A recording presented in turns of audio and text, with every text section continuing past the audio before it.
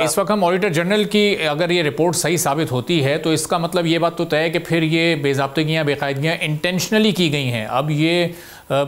لاکھوں ارب کی یہ بے ضابطگی اور یہ خردبرد جب سامنے آ رہی ہے تو ایسی صورتحال میں ہم اپنی اکانومی کو پھر کیسے استحکام کی جانب لے جا سکتے ہیں, کیسے ہم گروتھ کا سوچ سکتے ہیں جب تک یہ لیکیجز ہم نہیں ختم کریں گے؟ دیکھیں, آئی تھنک ڈیلیبریٹلی بھی ہو سکتا ہے اور ہوگا, اور ان انٹینشنلی بھی ہوگا, کیونکہ آپ کی جو سول سروس کی کیپیسٹی ہے یا ان کی مہارت جو ہے اس پہ بھی سوالیہ نشان کھڑا ہو جاتا ہے نا. ہر ادارے کے اوپر ایک سوالیہ نشان کھڑا ہو گیا کہ کیا اس کے سسٹمز ٹھیک ہیں, اس کے لوگ ٹھیک ہیں, ان کی قابلیت ہے یا نہیں ہے, کیا کس قسم کی کمپٹنس ہے. تو یہ تو ایک پورے نظام کو اوور ہال کرنے کا ایک اشارہ آ رہا ہے, اور پاکستان کے عوام کو بھی اس کے اوپر اپنا دینا چاہیے رد عمل, اور جو طاقتور لوگ ہیں ان کو بھی اس کچھ ایکشن لینا چاہیے تاکہ نظام کو بہتر کیا جا سکتے. یہ نہیں ہمیں چاہیے کہ ہم یہ رپورٹ کو دبا دیں اور چھپا دیں اور اس کو وائٹ واش کر دیں,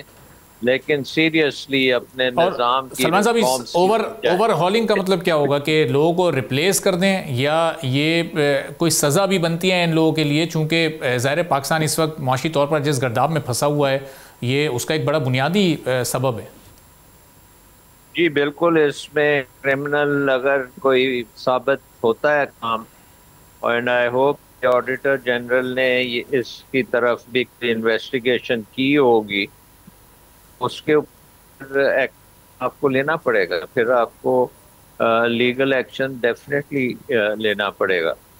دیکھیں, دنیا میں آڈیٹر جنرل کا ہوتا ہے اچھے ممالک میں جہاں گورننس اچھی ہوتی ہے, یہ ایک سینٹرل ادارہ ہے جو کہ بالکل کلیدی رول پلے کرتا ہے گڈ گورننس میں, اور اس کی رپورٹس کو اگر آپ جھوٹا قرار دے دیں یا اس کو ڈسمس کر دیں یا چھپا دیں یا کسی نہ کسی طریقے سے جو وہ کہہ رہے ہیں اس کو ہم نہ سنیں تو وہ بڑی زیادتی ہوگی.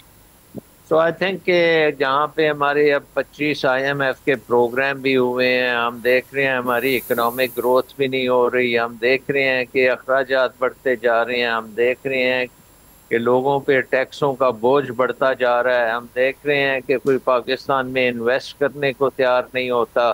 ہم دیکھ رہے ہیں کہ اکنامک گروتھ نہیں ہو رہی, غربت بڑھ رہی ہے, بچے اسٹنٹ ہو رہے ہیں,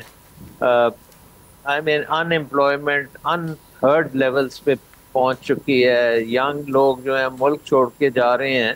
تو یہ سارا قصور گورننس اور سسٹم کا ہے نا, اور اس کو آڈیٹر جنرل اگر سرخ جھنڈی دکھا رہا ہے